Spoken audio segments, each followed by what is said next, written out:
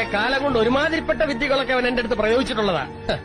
സത്യമായിട്ട് പറഞ്ഞവളെ ബോധ്യപ്പെടുത്താൻ പറ്റുമോ? നീ വാടി എങ്കിൽ പറയേ. ആ ശാന്തമേ വന്ന് കേക്ക്.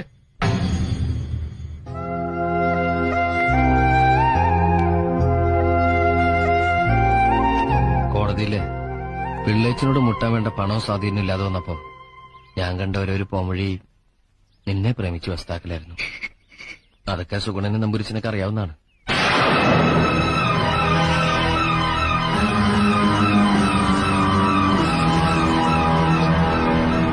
പറഞ്ഞതൊക്കെ സത്യ.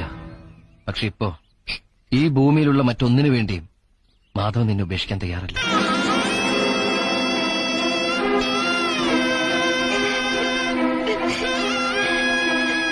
ഇരുപത് കൊല്ലം നോക്കി വളർത്തിയിട്ടും ഈ മനസ്സൊന്ന് കാണാൻ നിങ്ങക്ക് പറ്റില്ലോ പിള്ളേച്ച.